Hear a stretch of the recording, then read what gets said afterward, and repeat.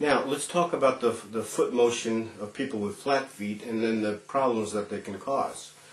Person with a flat foot usually lands on the outside of the heel, just like anybody else.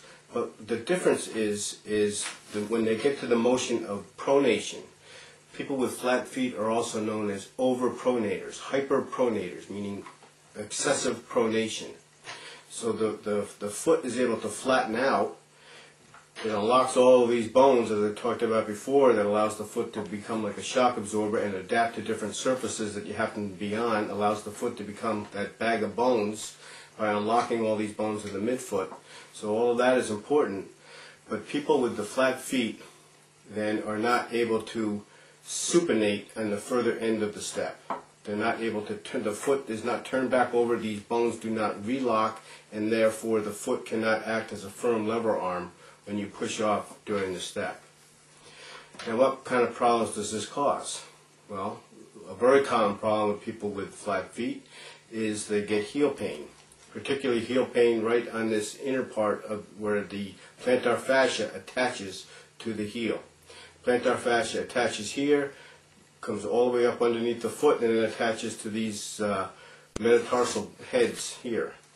And the plantar fascia, again, acts like a spring ligament, it's also called, and it allows the foot to act as a shock absorber. People with flat feet, this ligament gets too stretched out. It pulls excessively at this point here on the heel, and this is why you get the pain. You get inflammation where the plantar fascia attaches to the bone of the foot right here. The body responds to this inflammation by trying to build new bone, build a new connection to heal that connection between the plantar fascia and the bone. And sometimes you get a buildup of bone there, that's known as a heel spur. You also get, but the inflammation here right at the attachment of the plantar fascia. Now, people with plantar fasciitis, which is inflammation of the plantar fascia, what they typically notice is that first thing in the morning, those first few steps when they get out of bed are extremely painful. In addition, if they've been sitting for a while and haven't been walking, when they first get up and those first few steps when they're walking, extreme pain right here at the attachment of the plantar fascia and the heel. Now what's happening here is while you're sleeping, the body is a very rapid healer. So while you're sleeping and your body is at rest, the bone at this attachment here starts to heal. And then when you first get up in the morning and take those first couple of steps, bang, you rip out those new attachments that you hear, you cause increased inflammation.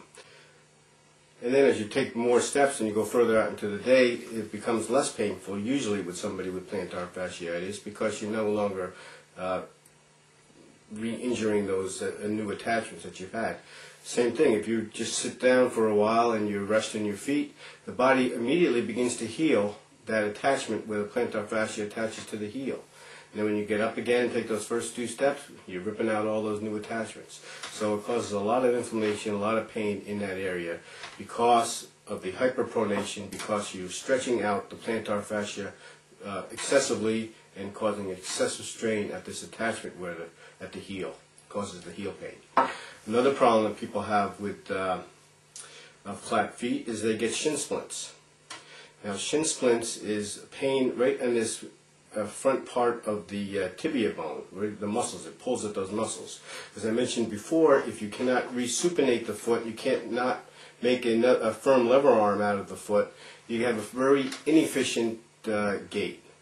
And this, in order to make up for this, compensate for this, the muscles in the back of the leg and the calf have to work all that much harder in order to propel yourself forward. The foot is not acting efficiently, so therefore the other muscles have to take over and to work much harder in order to propel you forward.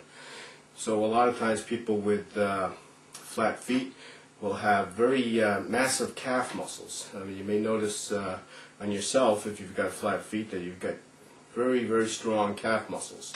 And what happened, the problem with that is that the calf muscles are very much stronger than the muscles on the front of the foot. So what happens is when you're taking the step, the muscles on the front of the foot are required to slow down, to decelerate the foot as you go into the step. But if the muscles on the back of the calf here are very much stronger than the muscles on the front of it, it causes strain in these muscles in the front. That causes pain in that area. That causes shin splints. Another problem, very common in people with flat feet. The other thing people would notice with flat feet is that at the end of the day, their legs are tired, achy. And again, this relates to the fact that they are unable, they're hyperpronators, they're unable to resupinate the foot in order to create that firm lever arm and an efficient push-off. When they don't have an efficient push-off, again, the muscles in the back of the leg have to work all that much harder, and at the end of the long day, the muscles are tired and achy. So these are just some of the problems that are associated with flat feet. And in the next videos, we'll start talking about problems with the opposite. People have too high of an arch, and that causes problems as well. Thank you very much.